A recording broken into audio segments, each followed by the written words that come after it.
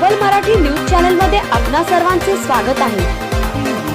नगर मनमाड महामार्गावरील वाहतूक कोंडीवर डॉक्टर सुजय विखे पाटील थेट रस्त्यावर म्हणाले, होमगार्डचा पगार मी देईन।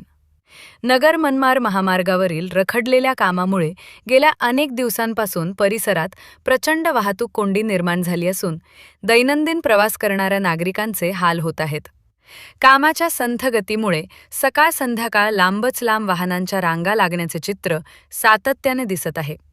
या गंभीर परिस्थितीची दखल घेत माजी खासदार डॉक्टर सुजय विखे पाटील यांनी स्वतः प्रत्यक्ष घटनास्थळी जाऊन पाहणी केली।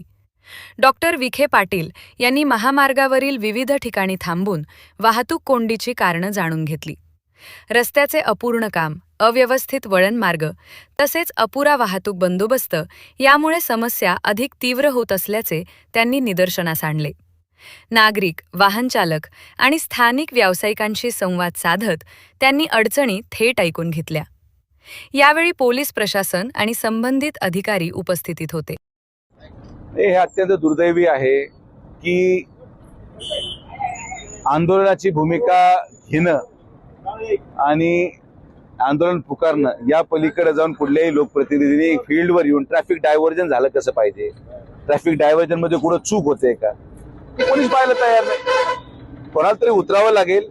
त्याच वेळ माझ्यावाली मी जरा महानगरपालिकेच्या प्रचारामध्ये व्यस्त होतो आणि मग आता आज जेव्हा मी घरी चाललो होतो लोणीला, तेव्हा मी विचारला हा प्रश्न, का एवढी जाम लागू राहिली रोज डावरीमध्ये?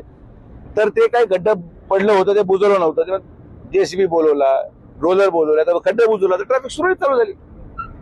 ट्रॅफिक डायव्हर्जन कशी केली पाहिजे? डायव्हर्ट केल्यानंतर होमगार्डची आवश्यकता आहे, होमगार्डची उपलब्धता नाही, कोणी कोणाला ऐकायला तयार नाही, जो तो आपल्या मनमानीने पुढे गाडी घालतो, अशी शिस्त लागू शकत नाही। आता मी त्यांना सांगितलं 2 दिवसामध्ये होमगार्डचा शोध घ्यायला। होमगार्डच्या पगाराला जर पैसे नसतील तर मी 5-6 लाख रुपये खर्च करतो पगारावर आणि लोकांना त्या होमगार्डचं ऐकावं लागेल। ट्रॅफिक डायव्हर्जन जर व्यवस्थित करण्यात आलं तर ट्रॅफिक जाम होणार नाही। रस्ता होऊ राहिला, डोळ्यापुढे होऊ राहिलं, डांबर पडून राहिलं, रस्त्याची गती आहे, पण लोकांची गैरसोय न होता रस्ता होणं हे पण तितकंच गरजेचं आहे। तर तीच भूमिका माझी आहे।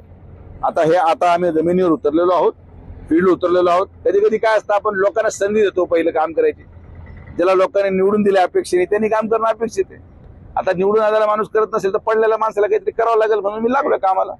तर राहुरीची जनतेला विनंती आहे की थोडं संयमाने घ्या सगळ्यांनी। जे होमगार्ड आपल्याला ट्रॅफिक डायव्हर्जन देणार आहे त्या ट्रॅफिक डायव्हर्जनच्या अनुसार आपण गाडी वाहतूक सुरळीत करावी। सगळ्यांनी एकमेकाला सहकार्य करा। कोणाच्या एकट्याचा घराचा रस्ता नाही, माझ्या एकट्या घराचा रस्ता नाही, पण जर तुम्ही सगळेजण एकमेकाला सहकार्य करून राहिलात तर रस्ता लवकर पूर्ण होईल आणि येणाऱ्या जाणाऱ्याची गैरसोय होणार नाही। ही आपल्या चॅनलच्या वतीने नम्र विनंती करतो।